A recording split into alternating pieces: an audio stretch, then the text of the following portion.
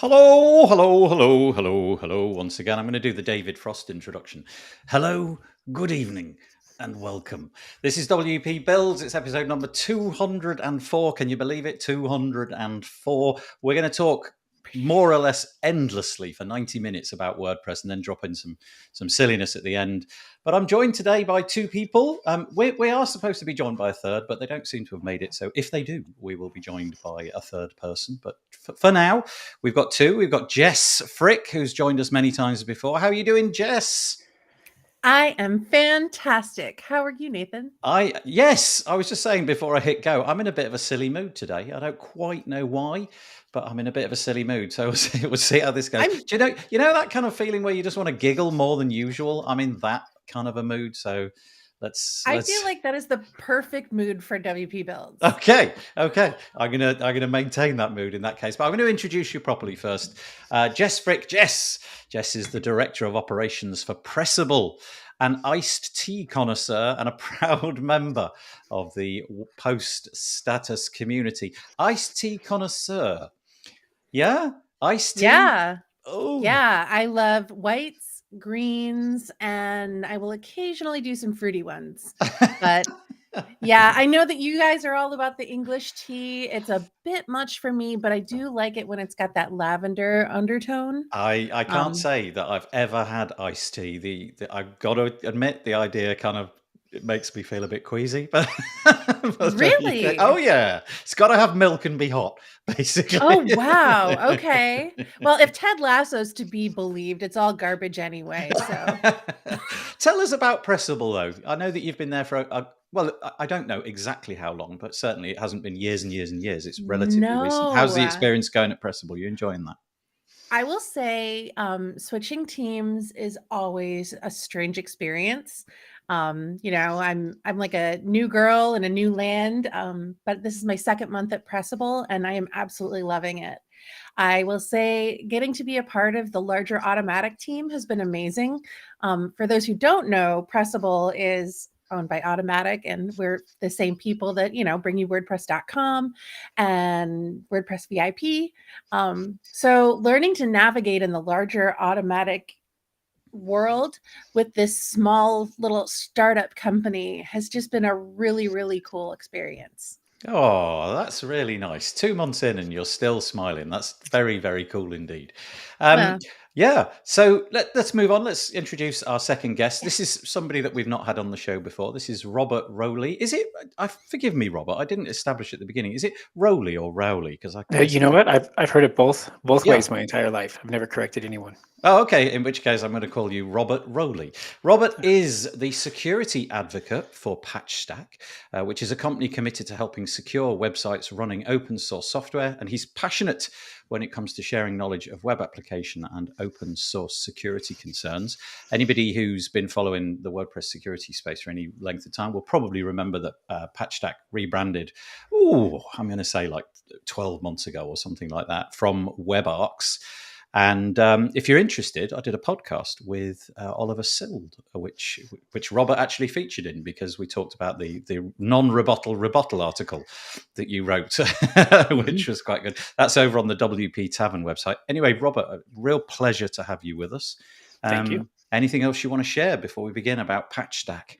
No, you covered most of it. I mean, obviously, check out the earlier episode to get the more detailed details. But yeah, PatchStack runs the PatchStack Alliance, which collects. It's basically a bug bounty program, which gamifies reports for vulnerabilities in open source software. Right now, we're focused on the WordPress ecosystem because we see a need and it's the biggest market.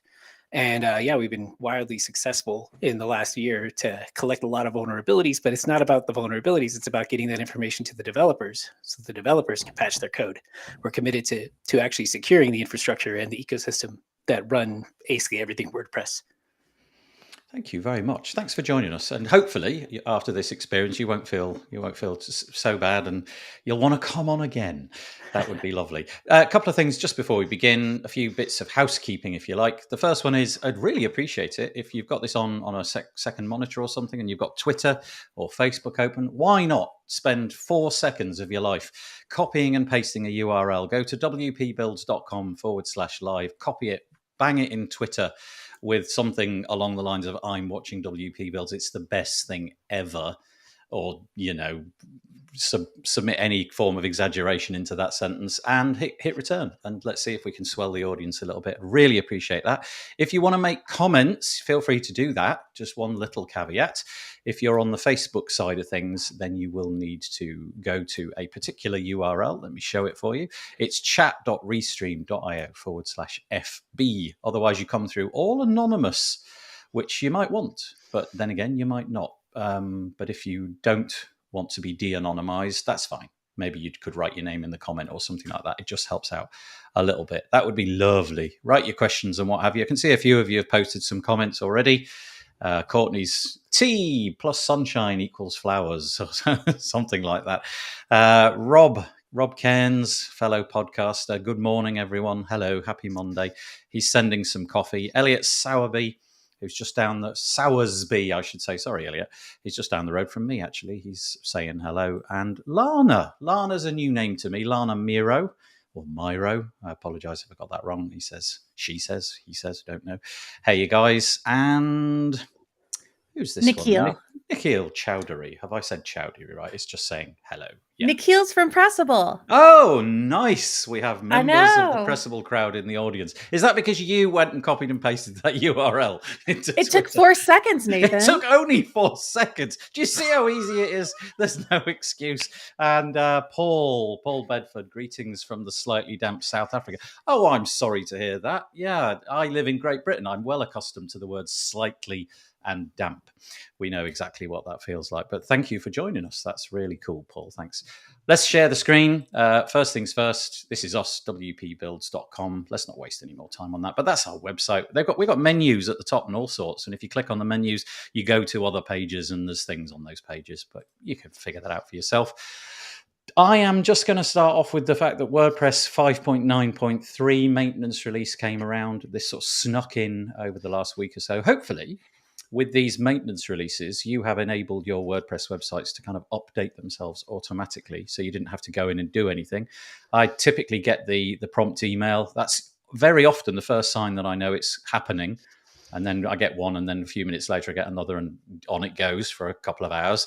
And 5.9.3 came around this week. It was a maintenance release, meaning it's basically bug fixes. And there are 9 of them. I didn't know, Robert, with your security hat on, I didn't know if there was anything of great interest in there from a security point of view. I just wanted to mention it in case anybody had not bothered to update their sites. But Robert, was there anything meaty in there? I did not see anything security related, and they normally make it pretty clear when there's a security release. They don't. WordPress core doesn't hide those things. Yeah. So that's me basically just letting you know that has happened. But hopefully you knew that already. So let's move on to the next one. This is over on the WP Tavern. Sarah Gooding. We're going to feature a few bits from the Tavern, as we most often do. It's very often a podcast where we just talk about things that are on the Tavern, and there'll be a bit of that today, I'm afraid. Sarah Gooding wrote a piece on the 7th of April. She called it WordPress Contributors Host 6.0 Walkthrough. Now, I don't know if this is a first or if they've done this before. I feel like it's a first. It feels to me, ever since WordPress 5.0 came around, and let's rewind the clock. We're back in, what was it, 20-something, and WordPress 5.0 came around, and into that release of WordPress was snuck Gutenberg. Well, it wasn't snuck, but you get the point. Gutenberg came along, and a lot of people at that point felt that the communication had been poor from the team who were releasing these core updates, especially the point releases, 5.0, 6.0, and so on. And there was quite a lot of soul searching, I think. People like Josepha Hayden Chomposi, who's the executive director, she made it very public that she wanted to know how things could be improved. Off the back of that, over the last few years, we've had people like Anne McCarthy doing the full site editing outreach program and what have you. And then this popped up, which I just thought was a really curious and bravo, actually, is what I'd say to this. It looks like we had a Zoom call last week, and it does actually say, look, there it is. It says right at the top, first of its kind event. And basically, anybody was invited to show up and get a bit of an insight, I should say, into what's coming around in WordPress 6.0. Now, we could go into what all the features are. They're listed on the page. It says WordPress 6.0 is set to include approximately 400 updates, including 500 bug fixes. There's going to be a style switcher. There's going to be templates for author, date, category, tag, taxonomy. There's a whole load of stuff, including the Web Fonts API and more. But the reason I've raised this is I just wondered what you guys thought about this. Do you think this stuff is just sort of shouting into the wind, or does this help? If 129, I think was the number, people show up, obviously compared to the user base of WordPress, that's a fairly small number. But I think for initiatives like this, that's a pretty decent number. So I'm just going to throw this out to both of you and see what you think about something like this. Basically, the .org side trying to tell you what they're doing in advance, not just put it into your WordPress update. Nobody. No one. I can say. Yeah, the problem. Thank you. It is one of these things, isn't it? It's so easy to be polite, and everybody. Sometimes it's better if I just say, isn't it? And I'll just. Okay, so Jess, you go first. Oh goodness. At the risk of sounding controversial, I will say people hate it when we don't tell them in advance, and then they get frustrated when we do. Courtney just mentioned detailed notes for the recap, outline, and transcription. It's a great way to ask folks to test out the things coming. I completely agree. I'm a big fan of advanced communication. I think that WordPress.org did a great thing. Shout out to everybody that is involved with Make, because Make WordPress is super important. And I think the team did a really good job of capturing everything in advance, because this is a collaborative approach and the community is what makes it. So I give it 10. Nice. We need a little paddle. Each of us should have had a paddle. I do. Here, hang on. I've got a flag. Okay, yay! It doesn't Way to go! Make WordPress team. Yeah, I'm just going to hold up 10 as well. Yeah, thank you for that. That's an interesting insight. And Robert, what's your thoughts on this? Yeah, well, I mean, security is where I come from, and communication with security is key. When anybody I've met in the past that has tried to handle security issues in the dark, it comes back much worse, almost always. So in this case, obviously, this has nothing to do with security. This is all features and new things like that. But I think it's just so critically important to communicate what the changes are. And I know the WordPress team has done that in the past. I've seen it with 5.0 and the releases prior. But to do it, you get to go even more and try to push further, like having Zoom meetings, having people there. It allows a time and place.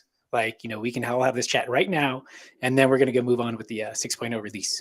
Yeah, I've got to say, that's kind of the point, isn't it? It was an interactive call where people could watch what was happening on the screen and obviously join in the chat and what have you. It would seem, according to Sarah's reporting anyway, that they think it was a success, because I'll just put the quote back up, and I can't remember who said it. It looks like it was Dan Shoshchin, said that they're considering making these types of live product demonstrations more frequent. And I'll quote, "Based on the positive experience among the panelists and attendees, I believe it is feasible that another walkthrough could take place closer to the release date, as well as become a regular part of the communication cycle for future releases." I've got to say, I would far rather watch something than be a part of a difficult to follow Slack channel that I was personally unable to be in 24/7. So this type of approach, I'm not denigrating anything, by the way. I'm just saying this just works for me. Obviously, I like doing video. I like consuming audio. Those kind of that kind of makeup works for me. So thank you. Courtney said in the comments here, she said, detailed notes for the recap, outline, and transcription. Okay, thank you. It's a great way to ask folks to test out the things coming. That's good. And then she's responding to you there, Jess. She says, so true about how people receive the news. Let's keep telling folk and directing them through testing and how to log feedback proactively. Yeah. I also feel that like it taps into the younger generation a bit better, the YouTube generation, who certainly my children would rather watch than read. I don't know if that's ubiquitous across the planet, but it feels like they're really into watching tutorials, not necessarily reading tutorials, but that could just be my little enclave of the world. Right. Okay, that was the first piece. Next piece coming up. Okay, Where do we go with this? This is going to be big. Yeah. For those of you not watching this, Jessica literally just hid. This is, in fact, I've got 4 stories covering the exact same story. We won't dwell on them all, but this is just part of a growing business, right? I am genuinely not here to bash anybody, but it's a story. It came out this week, and it's definitely newsworthy. So 4 pieces. First one is over on WordPress.com. So this is not about your .org. Nothing for the next 10 minutes or whatever is about the .org side of things. This is all about probably, let's say that there were some missteps last week in terms of communicating the pricing of .com websites. I do not have any .com websites. That's just my thing. I would rather spin up a server and plonk some .org goodness on there. But lots of people do. Many, many millions, in fact. And on certain levels, you can have WordPress.com website absolutely free. You don't have to pay a single penny. And then you might pay a little bit more and you get more features, and you pay a little bit more and you get more features, and a little bit more and you get more features. Well, at least that was the way it was always done until last week, when the pricing basically went to one plan. And they describe it in this article as introducing WordPress Pro, one plan, infinite possibilities. And I'll just quote, it says, "Hello, Pro. One thing heard over the years was how hard it can be to choose the right upgrade plan when you're ready to scale up from free. WordPress Pro radically simplifies that decision by rolling the very best of managed WordPress hosting into a single affordable plan at just $15 per month, paid annually." Okay, that sounds great. But what wasn't really necessarily communicated here was that if you previously had a WordPress plan, you could pay significantly less. I think it was around the $4 mark, and you could get 3 gigs of storage. And as far as memory serves, you had no caps on bandwidth. Whereas what this new tier does, it's $15, which, in terms of WordPress hosting isn't astronomical. I could certainly point you to lots of things which would be more expensive. But your allowance on the free plan has now gone from 3 gigabytes down to 500 megabytes. So that has been sixth. Try saying that after you've had a couple of drinks. That has been made a sixth bigger. And they've also put in some constraints on how many page views you can have. 10,000 visits was what was communicated. Now, you can imagine how well this went down.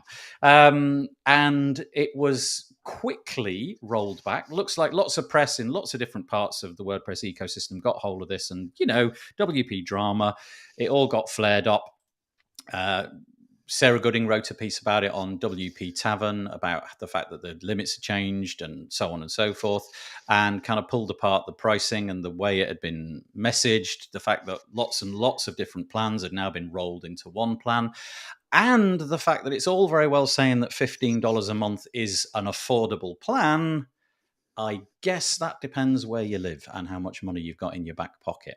So fast forward a couple of days, and this is what you'd hope, right? If there was a furore from the community, rather than isolating yourself from it and saying, nope, that's what we're doing, they decided to modify things. So they've doubled or thirded, depending on which way you look at it. They doubled the storage from 500 meg to a gig. Bear in mind, that's still a third the size that it was previously. If memory serves, they've taken away all the constraints in terms of page views. But anyway, it looks like this was a bit of a PR cluster, shall we say, last week. And I think that's about as much of it as I can say. So I'm going to hand it over. And were you insulated from this, Robert? Did this affect you? Were you in any way? Did not affect me in any way. No. Aside from reading a few articles, I mean, yeah, all the points you made were exactly what I read, and I agree with. Yeah. A lot of it comes down to where you are. Is $15 too much or not? Yeah, because if you are on the $5 plan and you were very happy over there, one massive caveat. Sorry, I should have said this right at the beginning. This is not for old users. This you are grandfathered into what you had, which is very important, and I should have said that at the start. This is if you are now making a new website. So anything that you've already got, you can stop worrying. You're not going to have to dig into make your pockets slightly deeper. You're fine. But if you want to make a new website, then you will need to dig a little bit deeper, possibly. Jessica, I don't know how you've been riding this during the week. I don't know if this has been a news feature in your cycle. I expect it has, possibly more than Robert and me. Well, again, Pressable is a different brand than Automatic, and so Pressable plans haven't changed, but I can tell you that we obviously support our family over at WordPress.com. Rather than make my statement, I'll just repeat something that said, we've hosted countless millions of free and traffic for 17 years, and we want to do so for 17 more. And that means it needs to be sustainable. Had you not made the point, I was going to make it as well. People on legacy plans are free to stay there. I think a lot of people got frustrated, and how do I say this nicely? I think a lot of people with opinions weren't even using WordPress.com. Mm-hmm. Yeah, here's me, right? Here's me talking about it, and all I'm doing is like blowing more hot air. Again, though, this is me speaking, not my company's thoughts in any way. That was 100% Jess Frick. So let's send all your hate mail to me. I think it's great for people to have opinions, but I just think that, the people that are actually using WordPress.com love it. People are using the free plan. They log in there every single day. They blog every single day. And again, at the risk of sounding like I'm going to do an infomercial, Pressable.com. If you don't like the $15 plan, there are other options available for you in the industry. The thing which I found most interesting was just the range of opinions, because you put out a blog post and typically you're lucky to get one or two comments, over on the Tavern, which has got a big audience. Sometimes the comment thread can stretch for multiple, and very often there'll be one or two. This got sort of 6 pages of comments and lots and lots and lots of different people. And I think there were some people who were putting a very nuanced opinion, sort of saying it's fine, I'm okay with that, it's completely fine.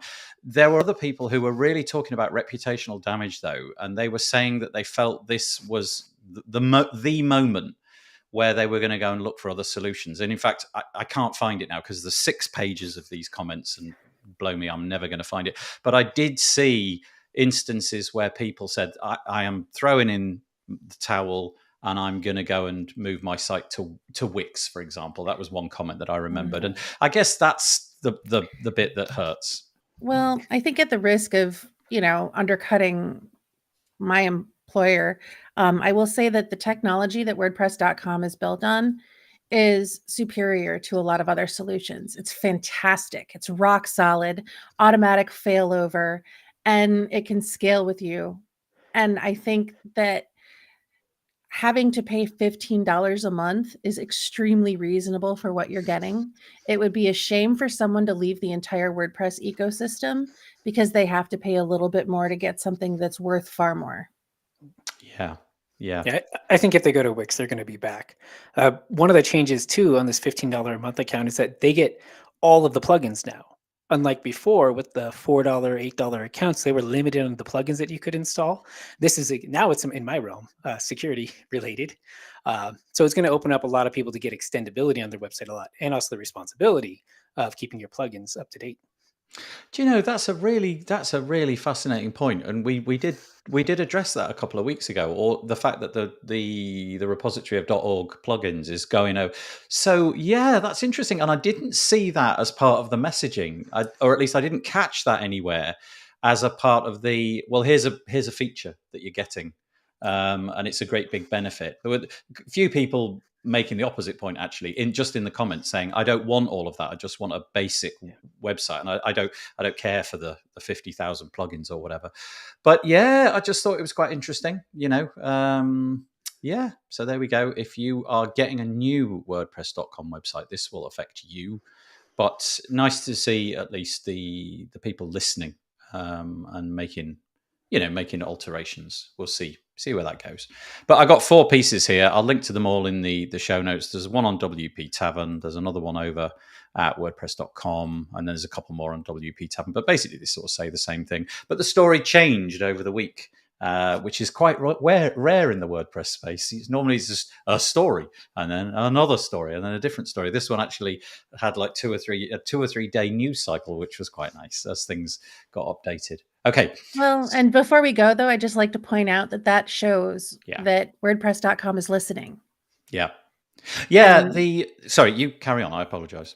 No, I was just going to say they're listening and they're receptive to feedback, which is not something that you see everywhere else. Yeah, in fact, now let me get the person's name right. Who was it who put out the statement? I've forgotten. Was it Dave? Somebody? I forget. Apologies to whoever it was.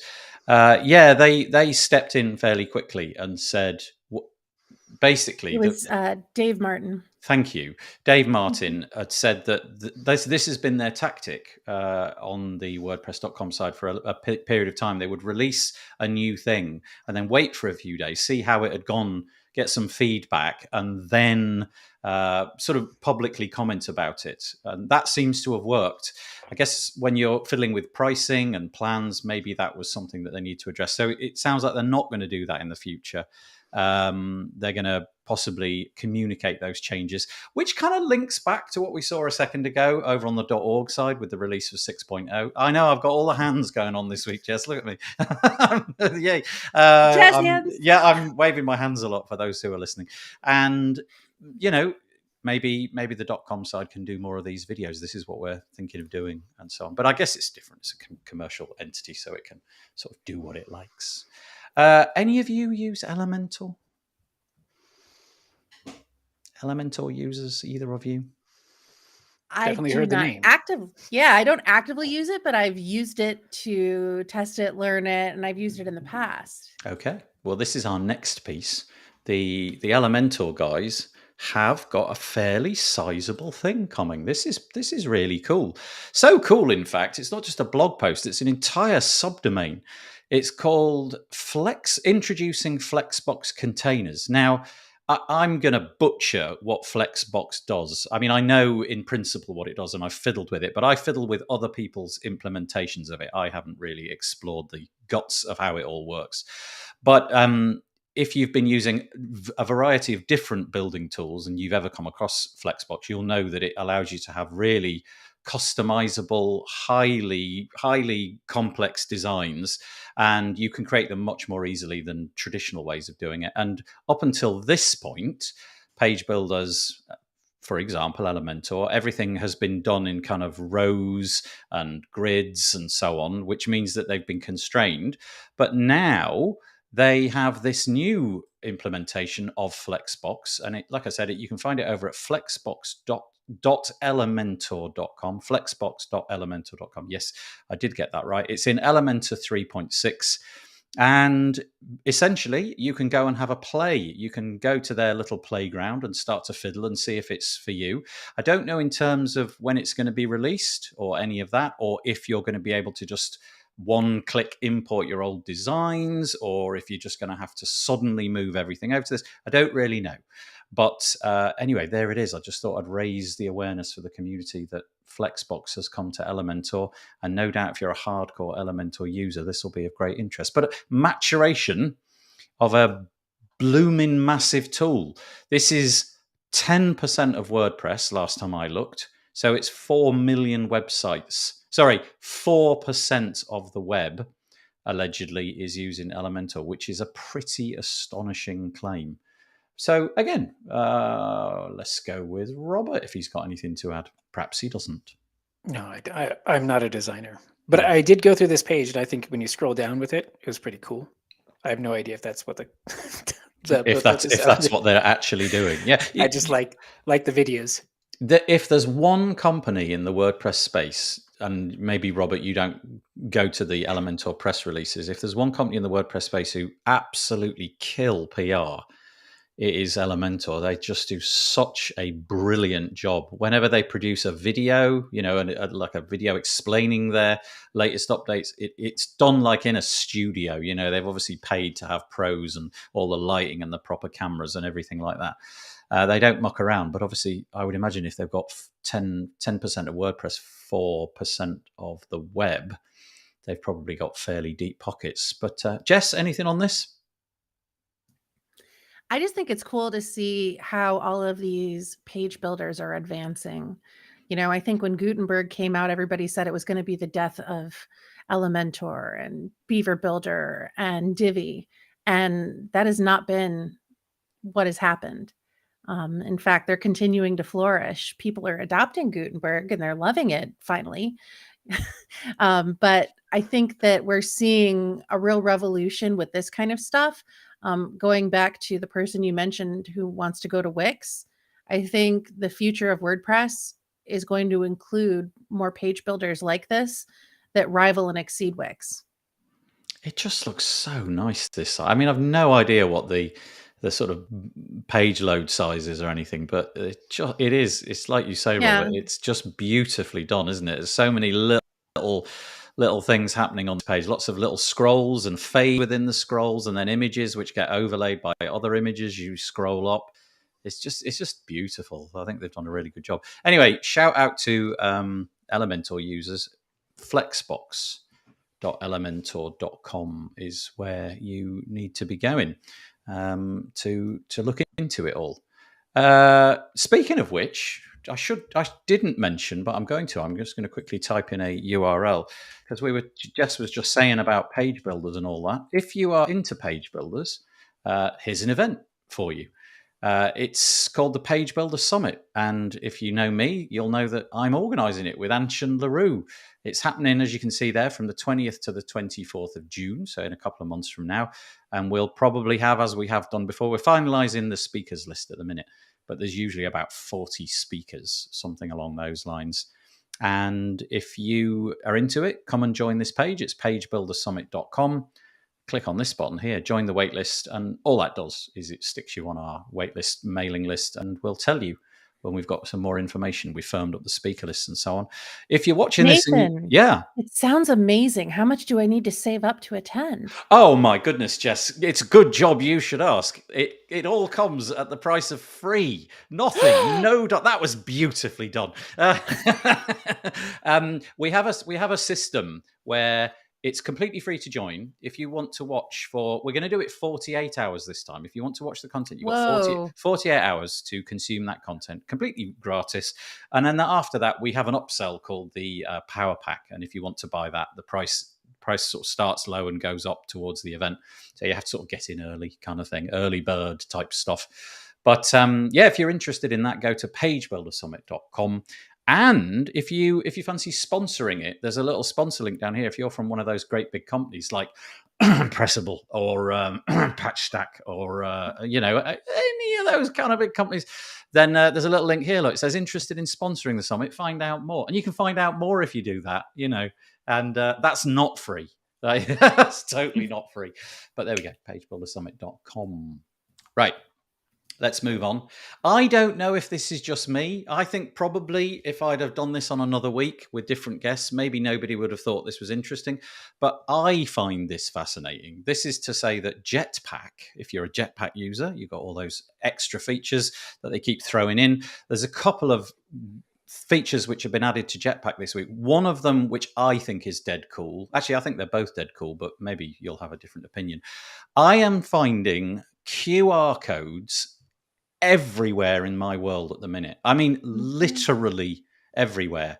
I went to a shop the other day and I got a receipt and there was a QR code on the bottom of the receipt. I didn't do anything with it, but I'm presuming that receipt links back to a copy of my receipt online or something, so that if I don't know, I could somehow photograph it and take my phone in and say, look, I need to return these items. I'm seeing it on like tags of clothes. I'm seeing it on street lamps, caveat emptor. Don't ever click on a QR code on a street lamp because, well, Robert can tell us more about that in a minute. but I just see them everywhere. They're ubiquitous, and even my parents can use QR codes. And it's just such a simple way of condensing. Everybody's got a phone. Put a really fat, long URL, stick it in an image, and take a photograph of it, and get people to to come to your online properties. So they've added that little feature in. Look, that's what it looks like. You basically create some content. You click a button. You create a QR code. Then you go print it out and put it on a street lamp, and people like Robert come along and say, stop, have a think before you take a photograph of that image. So that's the thing. Let's deal with that first, and then we'll talk about the other bit. Robert, why shouldn't we be taking photos of QR codes in streets? But I mean, you should, but check it first. Yeah. Check first. Trust but verify. The QR code is just it's like a barcode. It has data within it. And it doesn't necessarily have to be a URL, but normally it's just a URL, and it'll send you to a web page. Test it out with your phone first, and make sure your phone do a safe QR code first. Test it out. Scan it with your app on your phone. Many camera apps will scan QR codes for you, and make sure you can read the URL or read the data before you actually start doing something on your phone. That's the big danger, is that if you're using a QR code app that will automatically open up your browser and start going to a web page, well, who knows what web page that is? Who knows what the purpose is? Malicious web pages, unfortunately, do exist. And people posting, QR codes online or on lampposts would be a very strange, but technically a way to spread malware. But I don't think that there's been many public cases of this. So I should clarify. It certainly has happened because I think I've done it in the past. Just having fun at conferences, security conferences, I should say, not WordCamps, having fun at conferences where I trick people to go to various web pages or hide data within those. My favorite was at a conference. They had a QR code for my badge information, so my email address and my name and etc.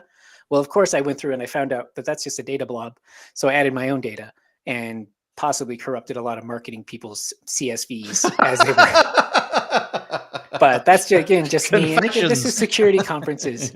I consider this fair game. That's right, yeah. If you go to a security good old conference drop and tables somebody- Rowley. Yeah.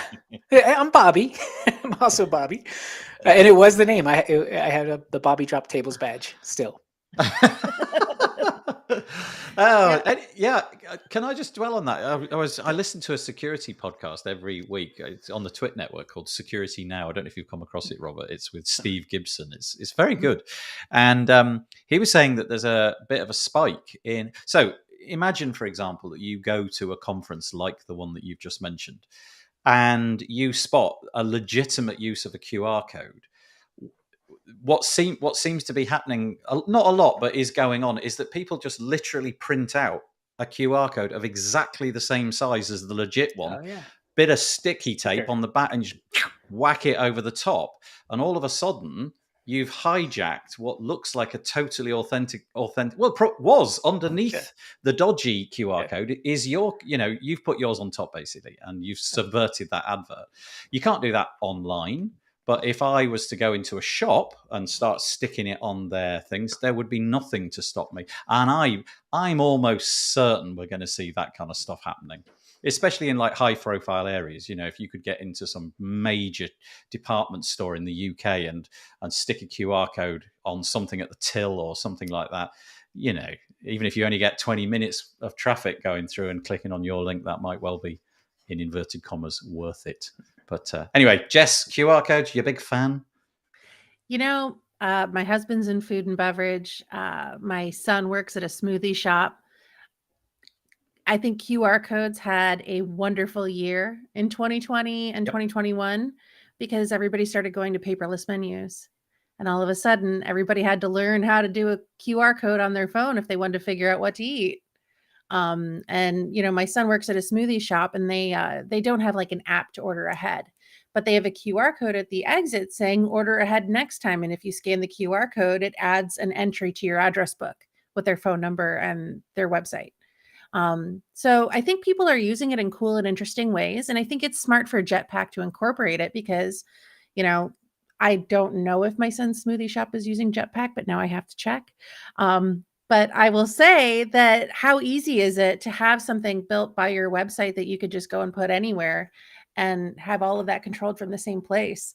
I think it's super smart, and love them or don't love them, I think QR codes are here to stay for a little bit. I saw a really nice implementation of it, and it was just, I don't know what it's like in the US, but basically, when a house goes on for sale here, they stick a wooden post in the ground outside that house, and then there's this big sign. We just call it a for sale sign, and it basically says for sale. And typically, it's got the number of the realtor, you call it. We call them estate agents. And the idea is that you phone back and you make an appointment to go and see it. Well, some clever person is now printing those boards with the QR code embedded in it. So it's not a sticker. It's actually in the print process for that board somehow. And so you can then just, as you're walking past the house, you can see what's on the inside. You can get directly to the photos. And I kind of awesome. thought, well, that's genius, because how many times have I walked past properties and thought, do you know, and then I forget. I like that. I want to know more about it. And then I just wander on and forget. Whereas if I'd had the chance to see inside and what is it like, what the room's like, what's the garden like, and so on. So I thought that was kind of cool. And I saw quite a few people doing it as well. And so it's definitely did that replace the pamphlets that were there before? Like before QR codes, there were pamphlets on the site, right? Yes, that's right. Yeah. And the pamphlets were always gone. Yeah. Every time I look at a house, they're always gone, but a QR code can't get used up. So that's pretty we never use that strategy in the UK, and I would imagine that the word precipitation is why we never had pamphlets, because it would within 24 hours just be a completely soggy mess of pamphlets. So yeah, we never did do that. But okay, that was point number one. QR codes, dead cool. I can imagine they're gonna just grow and grow. But this one, I love this. This is Openverse, which is the freely available resource of images which are being uploaded by people such as Michelle Frechette, who's in the comments. So essentially, we've talked about this a few times. Openverse, if you wish to make your images available on Openverse, you can, and then they will be available to anybody. And now, if you've got the Jetpack plugin, previously you had the option to do things like your media library, obviously, and Google Photos was in there as well. But now the Openverse is going to be in there. So the ability to get completely free images where you know for a fact that there's no constraints on the licensing. Whatever you put in there is yours to do with as you like. That's now in there. So essentially, there it is. It's just a button. You can see it on the screen. Select an image, pick Openverse, browse the resource. A little modal pops up with a search box. Do a bit of searching, click a button, and you're in. And I think this is absolutely brilliant. We talked on the show a few weeks ago about this, and we were thinking that maybe in the future, hopefully in the future, you will be able to make your own images in your own media library available on the Openverse at some point in the future. So basically, if you own a website, any image that you throw in there, you could toggle a button and say, can we make this one available against my name in the Openverse? So that's kind of cool. So again, I'll throw that out. Maybe we'll go Jess first this time. I just think it's a brilliant idea, and I love it. And I love seeing photos from friends that I know, but they don't make a big deal out of who uploaded them. But Michelle's are in there, like you said. I have a couple other friends who've submitted photos, and it's just exciting. And I think it's it speaks to the heart of WordPress. Share and share alike, y'all. Yeah, that's it. That should become the slogan. It's like democratizing publishing. Off you go. Share and share alike, y'all. I like that. Yeah, Robert, your thoughts? No, I mean, it's the same. I really do enjoy the fact that they built a platform, right? This wasn't designed. It was built, and they're running the servers to maintain this network of these images are, Creative Commons. Anybody can use it, share and share alike. And I think that keys into something that makes WordPress so powerful. Yeah, and the fact that it's totally free in your dashboard is, sublimely cool. So, Jetpack, if you're a user of that, you've got 2 new fabulous features right inside your WordPress dashboard. Okay, let's move on. I just wanted to have a conversation around this. This is Justin Tadlock on the Tavern once again. He's talking about the fact that he's stumbled across this block-based theme called Grigora. I presume you pronounce that as Grigora. And he talks about the benefits of it. He talks about things that he likes, like it's got a built-in sidebar, which he thinks thinks is cool because most block-based themes don't have this, even though, you know, it looks like most designers these days kind of do away with the sidebar pretty early on. But nevertheless, and he's managed to build himself a nice theme. But his point in this article is that he likes themes which don't do very much. I think he calls it like a starter theme. And essentially all it does is it provides you with the groundwork, and then it's up to you. So it doesn't come with bells and whistles. It doesn't come with, you know, you can do portfolios, and we've already taken care of the CSS to give all your images rounded corners and all of that. It's just bare bones. It's on you to make it feel nice. So that was the conversation that I had to have around this. Do you guys, when you create your WordPress websites, do you go for a starter theme like this, which is really bare, or do you go out and hunt for a theme which closely matches the bit, let's say the industry or whatever it is that you want to do? I do what Justin does. I pick a bare bones theme. Something like GeneratePress works beautifully for me. It's got very little in terms of styling at the beginning, and but I have to do the work to make it look nice. So yeah, I was just curious as to which model you go down: fully featured theme or something bare like this. Let's start with Robert this time. Yeah, I'm definitely one of the bare bones. Like, I don't need the bells and whistles. In fact, sometimes the bells and whistles cause some problems. Yeah, I don't like to have to update a theme for a security issue or something of the such. But the big one that I do is my favorite theme is the 2020s or the 20 series. I'd hate to say I stick with the real basics, and I forgot which year. I think it was 2019 is like my favorite, or 2018, which is it's already simple, and it's just it's all the basics what you need. And I start with that, and then if the site gets bigger, then I'll consider a more mature theme. Yeah, that's interesting. Yeah, Jess. So mine's a little interesting because I worked for Studio Press for so long. I am a believer and a lifelong lover of Genesis and all of its themes. But as far as this block stuff goes, I love Frost WP. Yep. It's another Brian Gardner release, and I think it's absolutely brilliant. Do I go hunting?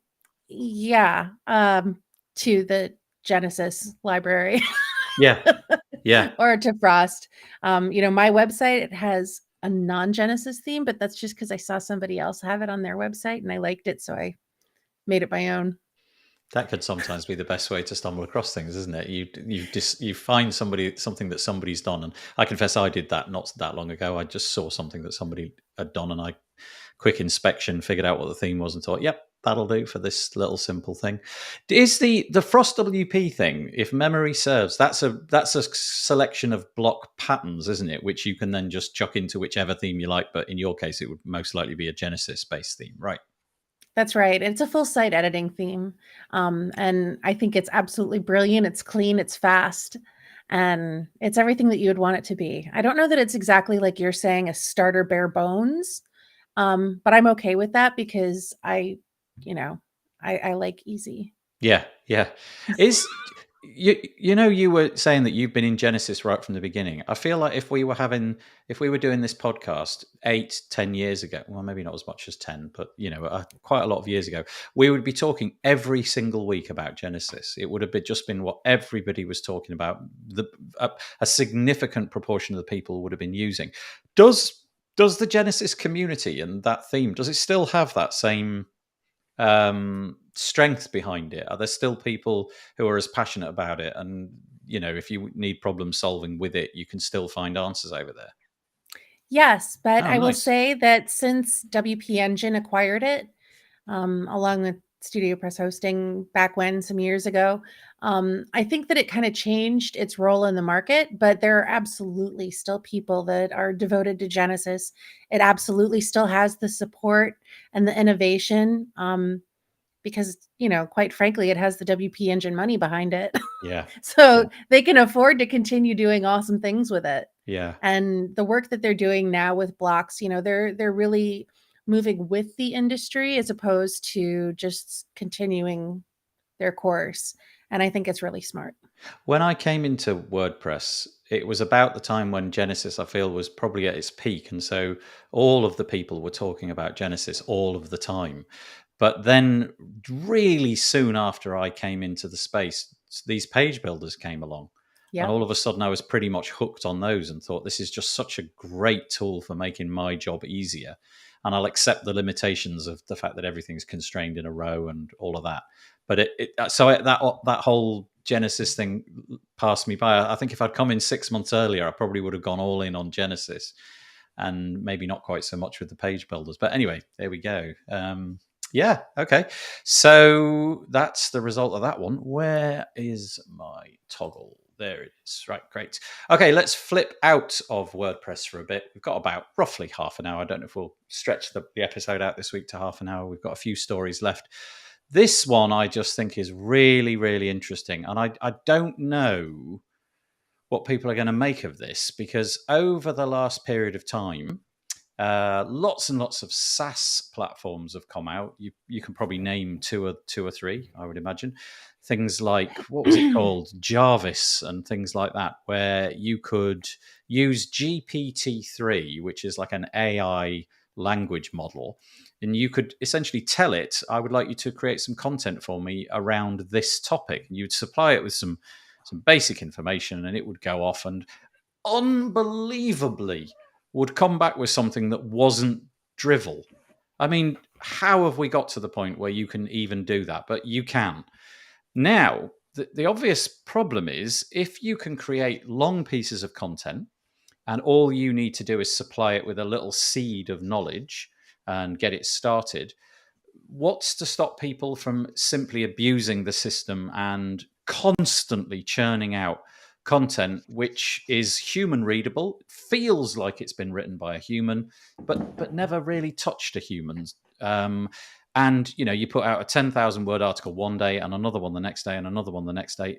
You're basically trying to game SEO. Now, not saying that that's the way that everybody uses it. We'll come to that in a minute. But here we go. Google have now taken a posture on this. This is Search Engine Journal. Google says, wow, this is big. Google says that AI-generated content is against its guidelines. I'll quote, content generated automatically using AI writing tools is against Google's webmaster guidelines, says search advocate John Mueller. And if you know anything about search engines, he's the guy, really, isn't he? He said that automatic content generated with AI writing tools is considered spam, according to the search engine's webmaster guides. The content written in this way falls under the category of auto-generated content, which could lead to a manual penalty. I don't really know what that means. And there's lots more descriptions of the same thing. But here's the rub. It would appear that Google doesn't really yet know how to spot auto-generated content. And so here's the question. It says, can Google understand the difference between content written by humans and content written by machines? Mueller makes no claims about Google's detecting AI written content automatically. He says, I can't claim for that, but for us, if we have something that is automatically generated, then the WebSpan team can definitely take action on that. I don't know how the future will evolve, but I imagine, like any other with these technologies, there will be a little bit of cat and mouse. Don't you know it? This is going to be the story going on for years, isn't it? Where sometimes people will do something and they'll get away with it, and then the web spam team catches up and solves the issue on a broader scale. And there's more. But basically that encapsulates it perfectly. So now you need to be mindful. If you are using these tools to literally create content, you need to be careful. I had a conversation on the podcast with Andrew Palmer and Vito Peleg, who have a plugin called Bertha AI, which uses GPT-3. And they were at great pains during that conversation to say the best way to use it. Sorry, Vito and Andrew, if I'm misquoting you, but you did go to great lengths to say the best way to use it is to seed content and then write it based upon the ideas that are given to you. So there's no indication that if you do that, if you are literally just getting ideas for how paragraphs might be structured, or pieces of ideas for the content flow, or the different topic ideas, things that you hadn't thought about before, and ways of phrasing things, there's no sense of that. But it would appear now that Google definitely want you to go in and at the very least edit the bits and pieces that you're doing. So With that in mind, it feels like a whole industry has grown up over the last year or two trying to sell this like snake oil as the solution to all of your content creation needs. Now we might find that that was folly. I don't know. Either of you doing this, tried this, played with this, regretting this? Let's start with Jess. Well, I think Robert in the chat made a really good point. AI is okay to do show notes for a podcast, but not for the blog post. And I think that there are good uses for AI. For example, when it comes to transcriptions, I use a service called Simon that I think is brilliant, and it's AI driven, and it gets most of it right. Yeah. And so the fact that I can feed in something and have it spit out the content is fantastic. But would I use that to write a whole blog post? Well, it's based on somebody's words. Simon didn't come up with them. So, I mean, that's a different situation. I think when it comes to using computers to write entire blog posts, you're kind of taking the heart out of it. And so That's nicely said. Yeah. I think that, could you? Sure. Would they know? I don't know. But it takes away the whole point of doing this. We're writing to share ideas. We're writing to educate. We're writing to make a case for something. Having a computer do your work for you just feels so stale. Yeah. Do you think so? In your case, I don't know how frequently you blog or anything like that, but in your case, that's obviously holding true for you, and you're writing things because you have something that you wish to say. I'm just wondering, on the sort of slightly darker side of the web, if you like, where people are literally writing to game SEO in order to drive traffic, in order to then show you a banner ad for something, you know how it goes. That concern doesn't even exist. And I guess my concern is that if this stuff is being pumped out at a rate which only a computer can pump things out, is the internet just going to become so deluged with content that it's going to become almost impossible in the years to come for Google to give us anything meaningful? Because really all that rewind 10 years when all you had to do was click right in the footer of your website, tons of keywords, make it the same color as the background color was the same as the text color, so it was invisible. That was enough. You could do it, and Google would be like, oh, look, loads of content there. That's great, and rank you. Now they've gotten much more clever, but now you're pitting Google's AI to spot the fraud, the AI content, against the AI content writing machines. So you've just got AI content being read by Google, being created, and it's just this tennis of, oh, look, more hands. It's just this tennis of, AI gets better, Google has to catch up. AI gets better. And in the meantime, the entire enterprise of the internet gets flooded with stuff that really nobody wants potentially to read because there's been no human in it at all. A couple of thoughts on what you just said. Number one, Google's not the only search engine. Thank you. Yeah. But number two,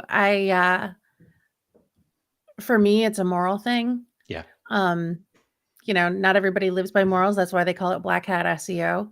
But number three, there are entire teams dedicated at Google and some of these other places to ensure the best experience possible. And I guarantee you they're going to figure out a way to find out how they're doing this. I wonder how they're going to figure that out. That must be such an interesting puzzle to unlock. Probably some Bobby Drop Table's friends over there. I don't know. Yeah. Any thoughts on Don't this? Don't transcribe that.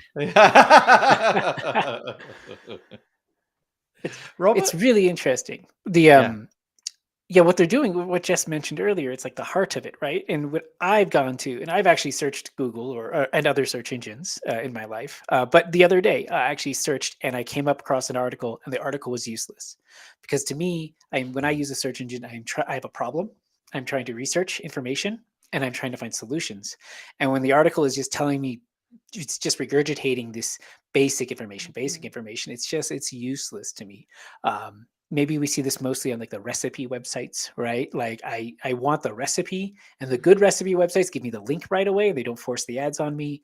But the bad recipe websites, maybe, if that's all AI generated content, It was just there. Or if it wasn't even AI generated content, I didn't not need to know about that person's day and about how they spent the day at a boba shop or something in order to get my recipe for a pumpkin puree pie. So it's that thing is like, in the end, who it harms is Google's product, right? Because when I search a thing and in the little search bar at the Google or at Bing, or what the other one's DuckDuckGo, I should mention since I'm a security guy, you need to get the results that are relevant for what you're looking for. And I think that's what Google is protecting here. And we saw what they're doing now, what they admitted in the article is they're doing human or manual. That's what they mean. They're pitting humans against AI. And maybe this will be the great story of our generation, of humans fighting off AI bots of bad content.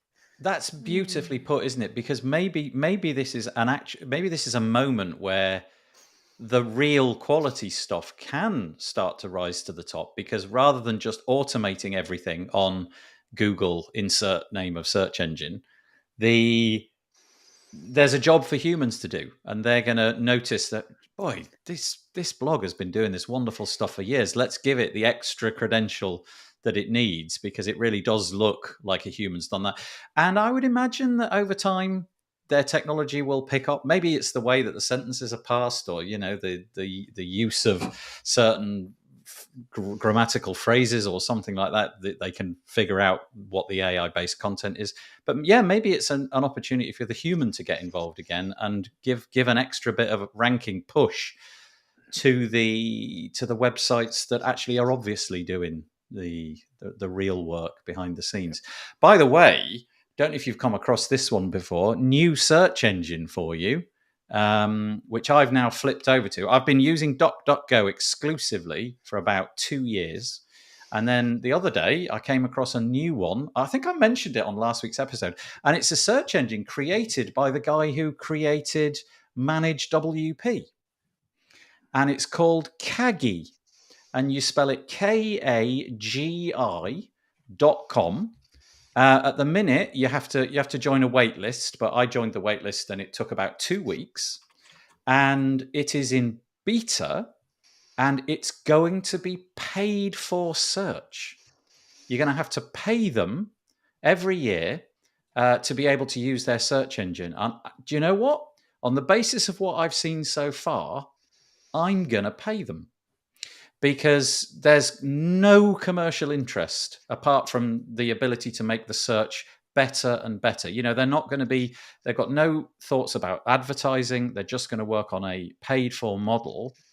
And I just think that's really ingenious. And I'm a heavy user of the internet. I imagine that for the vast majority of people, that would be really the kind of money that it's no way are people going to pay for search. But if they can get 10,000, 100,000 people like me who are heavy users of the internet and see the benefit in paying, who don't want to see the ads and who don't want something that's designed just for you on a Wednesday because last week you looked for, I don't know, soap or whatever it might be. It's just the search. It's what we give everybody else. That one. Anyway, Kagi, KAGI.com. And I don't know if either of you two are looking at that page. Is it still on a wait list or? Yeah. Yeah. Okay. Yeah, it took about 2 weeks, and so far, brilliant. The only downside is the image search isn't quite as good yet. You get a few, maybe 24 images instead of the more or less endless amount of images that you get with something like Google. But yeah, paid for. Maybe they need to partner with the Openverse. Yeah. He's got a WordPress background, doesn't he? He knows his WordPress stuff. Would you guys pay for search? Tricky, right? I think I would definitely sign up for it like you did and see what the quality is. Because, like I said, I've searched Google and the results have been not quality. So if I'm seeing quality, I don't mind paying a couple of bucks. I don't know how the price is, but I'm sure after I sign up for the beta, they'll tell me. Yeah, well, they're not even at that point yet. They're still, I think they're just basically seeing what people are up to and how it works, and they're trying to optimize it. So at the minute, if you get through the beta hurdle, you basically have it completely free. And as far as I can tell, it's lightning fast. It gives me exactly what I want. for the typical arrangement of searches that I do, questions and so on, and also just searching for particular websites, it gives me them in more or less the exact same order that Google would do. Slight variation, but usually what I want rises to the top. But maybe if I was asking it complex questions or asking it to translate, I don't know, one currency into another, or figure out what the weather is in Colorado on the 24th of June or something like that, maybe it'd be less good at that. But for the basic web search, it seems to be fine. What about you, Jess? Would you reach into your pocket for search? It's become I don't free, right? know. It's free. Well, It's free. it's not free. We're No, the product. exactly. And it reminds me of, all this AI talk reminds me of one of my favorite shows. I watched every episode. It's called Person of Interest, now off the air, but it largely talks about what happens when AI becomes its own entity and what it can do. And, the fact that we're even talking about this right now, I wouldn't be surprised to see certain things pop up on Google for me. Just like, the other day I mentioned something about a specific shoe. And all of a sudden, Google on that recommended stories list shows me that specific shoe. It's listening, it's watching, even if I don't type something into it. And so would I pay to have, all of these things that are listening to me not get the reward of me buying stuff? I don't know. Yeah. It sounds interesting. I do have to think more about it. We can vote with our money. And I think it's like, to me, the whole tracking on the internet, there's no big thing. There's no big concern that I can point to, but it's like death of 1,000 paper cuts. It's just tiny little infringements of my privacy. Just there's one over here and there's another one over here. And then I remember something from last week, and then Facebook have now started to do this. And I can notice, just as you said, that things that I casually dropped in somewhere or mentioned in a comment, suddenly I'm dominated by it. And I just feel this presence. And I don't want to feel that presence. I just want to rock up to my computer and think, okay, I'm just going to be given unadulterated whatever the algorithm for that platform thinks, not all the other stuff going on in the background, and not ads surfacing to the top that I don't really want to scroll through and all of that. So like I say, it's just death of 1,000 paper cuts. I've got no real problem with probably any one of those privacy concerns. It's just the big overall picture. But I probably am getting to be a bit of a broken record on this podcast talking about that. But I bet you're quite privacy focused, though, aren't you, Robert? I'm going to more or less guarantee that you've got all the firewalls up and you don't click on. Yeah. Privacy is a huge thing. Yeah. I use specialty browsers, delete cookies, prevent. I do my best to not prevent, but did make it difficult for trackers to be able to track me online, because it's not just the search engines, it's whole advertising networks that are trying to build profiles on people. And social media is part of the problem, but just part. The advertising networks connected to the social media, connected to search engine results. So doing a good browser, which I also noticed, the creator of Kagi also has a browser, privacy-focused browser. It's called Orion. Yeah, Orion. I've got it, and it's based upon, it's a WebKit, so it looks and behaves like Safari, but you can install Chrome and Firefox extensions into it. Nice.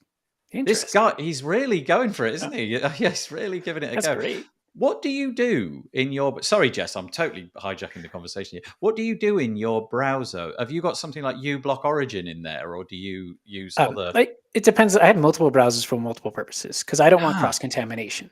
So I'll use Firefox and Chrome and Brave as well, which is another privacy-focused one. And I'm probably going to start using Orion soon. I like having basically so I can do some degree of segregation. I personally go as far as I have different computers and different devices. I have multiple cell phones. This cell phone is for this purpose, right? Wow. This computer is for this. You've got the full tinfoil hat. You've got the whole thing. Yeah. That's why I don't have any hair anymore. It burns. I stood outside one day. It was really sunny and just gone. It's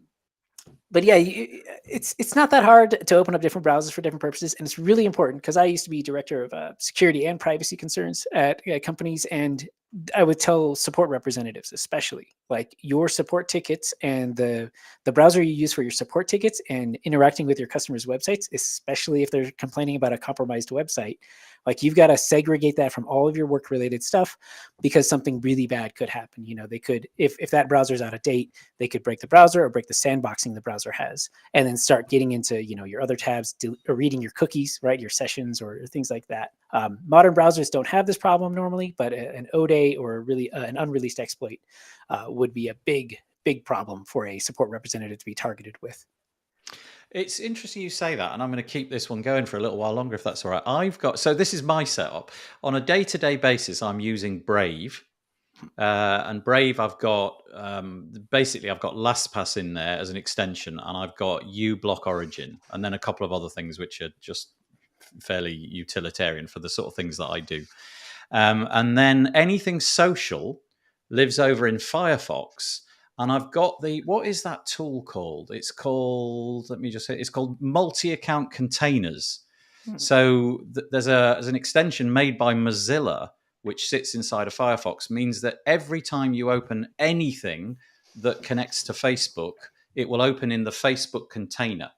So if I right-click and open in a new tab, it won't just be in everything Facebook is in a Facebook container, everything Slack is in a Slack container, everything Google is in a Google container, and it will automatically switch those on. So Facebook is contained, I hope. And then I've got Safari for other things, just like you said, my work-related stuff and anything which I use for like paying for stuff, that's over in Safari. So I'm like you, I need a tinfoil hat. I don't think it'll fit on my slightly white hair, though.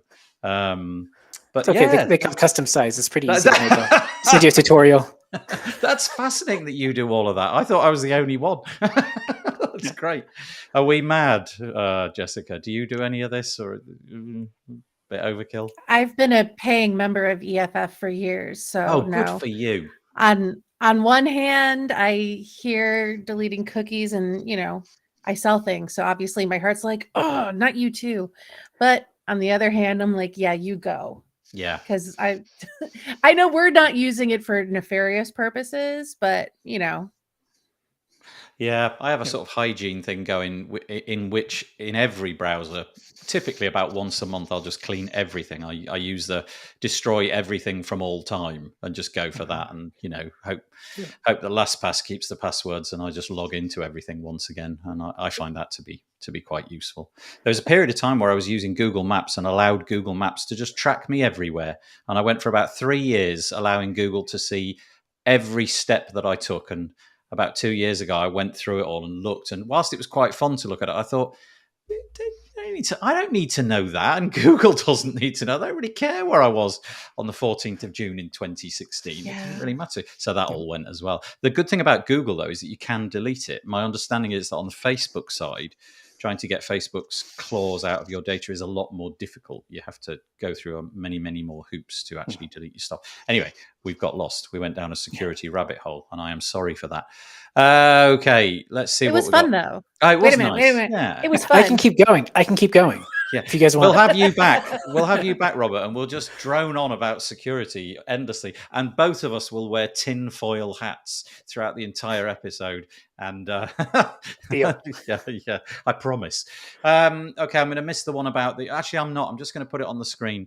I'm going to put this one in the show notes. But go and Google. It's a BBC article. Go and Google or search. I should swap that term, shouldn't I? Go and search for researchers in Hong Kong create soft robot made of magnetic slime. Anybody who's watching this live, look, how is that a robot? What? It's literally like slime moving itself. I don't know what to say. It's very Terminator 2. Isn't it? It is literally something out of a dystopian sci-fi film. You can imagine that stuff just multiplying and slowly taking. Look at it! Just look! It can roll itself up, and isn't that mental? Well, I think you were saying before the show that they're talking about putting this in people's bodies to like take stuff out. On the screen right now, they've literally sliced it up. They've cut it with scissors into multiple parts, and then they just pushed the bits back together, and it became whole again. And now it's kind of corralling, like sheepdog style, some little ball bearings across some. This is just eerie. Anyway, go and check it out, but don't watch it if you get queasy, because it is a bit like, oh, what is that? Let's go for this one next. We're off on a kind of tangent here, aren't we? More security related stuff. Crypto. Look at this as a grenade on the screen. Q1 crypto losses spike 695% on year following massive hacks. I genuinely don't get crypto. Right at the very start, I bought a Bitcoin for 80 cents. Managed to get a Bitcoin for 80 cents. About 2 months after that, I used it to buy a year of VPN service. And now it would be worth like $50,000 or something. I got 12 months of a VPN service. Woohoo! I did really great there. But that was my dalliance with it. I thought it was very clever and ingenious. But it seems to me, can anybody hear something? Is it just me? No, it's that BBC tabs. Once it had completed the video, it started another one and I could hear it in my headphones. It looks like everybody's getting into crypto, and I think in some cases, many people, maybe they don't quite understand it or they don't do the due diligence, and people are putting in things and assuming it's watertight and rock solid. But it would appear that lots and lots of money is getting lost into hacks. People essentially compromising the network. There's one here called Axie Infinity's Ronin network just last week. It pains me to even say this number. Lost $625 million of people's money. I mean, what? Money or coins? Coins, yeah. But I guess at the time of writing, that was what it was worth if it could be translated. This stuff just bothers me. Do we want decentralized money? Is that an aspiration? I know it's quite cool, but I'm just not sure I want to be involved in maintaining the sanctity of my money and making sure it's there today and tomorrow and always in the future. I don't really want a key that can be stolen to be controlling my money. I want there to be bricks and mortar places where gold bullion is stored behind bars and all of that kind of stuff. What are your thoughts on this? Does this stuff scare you? Are you into crypto? I'm gonna guess, Robert, you know more about this than all of us put together. I'll let Jess go first if she would like. Yeah. Well, I was just going to say, on the upside, it's deregulated. On the downside, it's deregulated. I know that there are a lot of people who are big believers, and I think that there's an interesting future for this. But having seen firsthand what happened when my uncle died of COVID unexpectedly, he had not shared his wallet password. And everything in his bank is gone, and they will not share it with his family. Because, you have to provide certain sorts of identification and a picture of yourself and all of this. And because they can't do that, because, he's passed. Deregulated. It's gone. Yeah. So there's a lot of risk involved. And it's just, do you have the appetite for that? And are you a believer in this whole blockchain concept? I think the blockchain concept is cool, but when it starts to be money and what have you. Anyway, sorry, Robert, I interrupted. Yeah, no, I gotta jump in there. I'm just holding myself back. So you got to differentiate blockchain from the networks that are maintaining your wallets, right? If your uncle had a physical wallet, or if any of the users of this service that got hacked had a physical wallet that they were protecting their own keys themselves, then you're less of a risk. Part of the problem with Bitcoin and many of these DeFi networks or all this new basically money currency trading systems is they've always been hacked. Mt. Gox was one of the first ones. Yeah, I remember that. Back then it was millions of dollars. Nowadays it would be billions of dollars of various cryptos being compromised. But that was not a fault of the blockchain. That was a fault of the people not securing the wallets. And I think, what Jess brought up with deaths, that's a big thing, because I dealt with death with my father. I was the executor of the estate, and I had to go into banks, and I had a hard enough time then, let alone trying to contact some online service that has no support representatives, try to talk to them and convince them, please, here's a death certificate. There was a talk not too long ago. I mean, I also learned this when I was the executor of the estate. It's not hard to fake a death certificate. It's certainly illegal, but it's not hard. sending us some fraudulent documents could result in social engineering attacks again. And the problem there isn't the blockchain; it's the networks that are basically the banking or the website they're using to buy and trade your cryptos. So a lot of that comes down to is make sure that these services, if you're into that sort of thing, make sure they're really serious about security. This again, more eye-dropping. Eye-dropping, is that a phrase? Eye-popping, I think is what I want to say. Number, check this sentence out. There has been a loss, in air quotes, of about $1.23 billion across the Web3 ecosystem in the first quarter of 2022. Let me just read that again. $1.23 billion in the first 3 months of this year. And yeah, I know there's crime. There's always crime. But it seems to me, and this sentence sums it up perfectly. So this just sums it up. So given this number and the fact that a single mistake in code could mean that hackers get immediate access to hundreds of millions of dollars, it makes sense that black hats are interested in getting a slice of that pie. And that's the point, right? If there's an error in the code, you could have everything. It could just all disappear. Whereas I'm guessing that your bank has an obligation. If their code is in error, I'm guessing the bank has an obligation to make good the theft of that money in some way, shape, or form. So I think blockchain is incredible, and I think it's got multiple uses. I'm just worried that we're all going to go down the route of putting our money into this, only to wake up one morning to discover that it's gone missing. We've got absolutely no way of getting it back. It just seems time to take stock and regulate something that's deregulated. Well, and to be clear, I wasn't pooping on blockchain. I personally am a believer in blockchain, but usually when people refuse to participate in this stuff, that's what they have a problem with. Yeah. And I think we need to start making believers out of people if crypto's ever really going to gain the traction that it needs.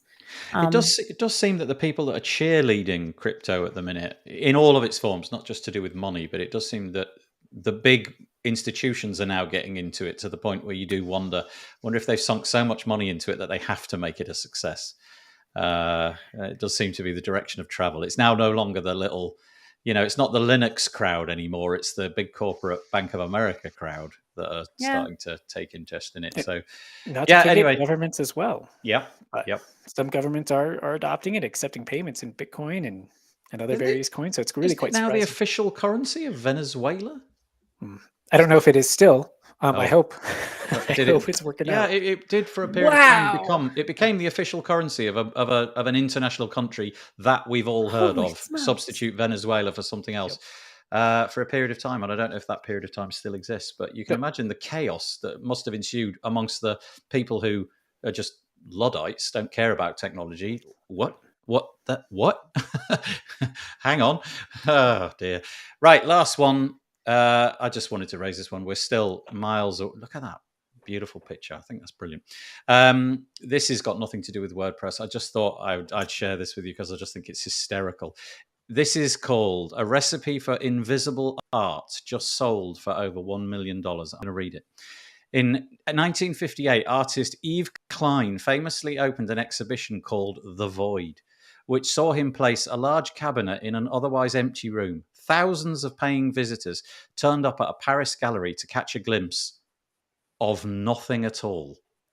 Following the show's success, the French artist then took the idea one step further by giving the collectors the chance to purchase a series of non-existent and entirely conceptual spaces in exchange for a weight of pure gold. So basically, you could give him gold, lots of gold, and in return, he would give you a conceptual empty space. Just let that sink in for a minute. Now, in return, the exchange wasn't completely empty, though, because he'd give you like a receipt. And on the screen, I'm showing you one of these receipts, and it was 8 inches wide. And basically, it says you have bought with your gold, you've bought something called a zone of immaterial pictorial sensibility. That's what you bought. Now, as if that weren't crazy enough, somebody this week purchased one of those receipts. So they purchased the 8-inch square piece of paper or 8-inch rectangular piece of paper for Now, take a breath. What was the number? I've lost it. Oh my goodness. $1.16 million. What? So they bought a receipt for something that bought nothing in the past except for empty space for $1.6 million. And I thought this was in part hysterically funny, really like just ludicrously funny. Like, how can this happen? And then a bit of me kicked in and just thought, please, just give it to a hospital or something. You know what? Yeah. What are you doing? Spending $1 million? How have we got to the point where somebody with that amount of wealth can see the value in that? I guess they're going to argue they're buying a piece of history and buying a piece of art. But I don't suppose any of you have got anything to say about that. But that was my final piece of silliness at the end of the show. My first thought is laundering. And if not laundering, call me, because I have other ways to spend that money. Yeah, just right over here, I have a more or less empty glass of water. And if I just quickly drain it, now it's empty, but it's full of conceptual water. And I'm willing to part with I'm willing to part with all of the conceptual water in this glass for, I don't know, $60. That's fine. Yeah. I'll take that. That's fine. Admin at wpbuilds.com if you want to buy my conceptual water. But that's it. That's all we got on the show today. Thank you so much for coming, Robert. I hope you enjoyed it, and I hope you come back and we'll nerd out and wear tinfoil hats another Sounds time. like a plan. And Jess Frick, thank you very much for joining us as well. Just before we go, we often drop what we're doing this week. I'm just going to be sitting here recording more podcast episodes. What are you up to, Robert? I am actually probably going to be submitting a talk for WordCamp that's coming up in the US. And I've got a weekly podcast that I'm going to release on the PatchStack website. I think this week's subject is WordPress security history. Nice. That's very cool. Thank you very much. And Jess, what are you doing? Lots of cool work. I'll give you guys a WP Builds only sneak preview. Oh, we love these. We're going to be releasing my Pressable Playground. So it's not a free trial. We're going to give you a way to actually experience my Pressable account without buying anything. So you can see how Jess, awesome it is for yourself. I'm going to interrupt you. I don't know if it was the same for you, Robert, but Jess broke up horribly when you were saying that. So all of the so what you said was, I'm going to give you this fabulous scoop for WP Builds, and then just nonsense. It was just like, that's okay. Just do it again. Just do it again. Jess, what are you doing this week? Well, we're working on releasing Pressable Playground, which is going to be a really cool way for you to experience the Pressable interface like a real customer. You can set up sites and do all the cool things, try all the buttons, push the levers, and you don't have to pay a thing. So we're going to be putting that out. We're pretty excited. Oh, that is cool. Where do we find out about that? Are you dropping an email somewhere or putting a web page online at some point soon? Well, it's going to be on pressable.com. We'll have links from there and you can check it out. Thank you so much. Right, Robert, you're unaware of this little bit, but we all have to do the jazz hands. If you're willing to do the jazz hands, we do the jazz hands. Go on, Jess. Everybody, all. Oh, we're gonna go too. Oh, everybody. Yeah. Then I can screenshot that and use that as the album art. But that's it. We're done. We'll be back next week. Thanks for joining us. Thanks for dropping into the comments. You all have a fabulous week, and we'll see you next time on this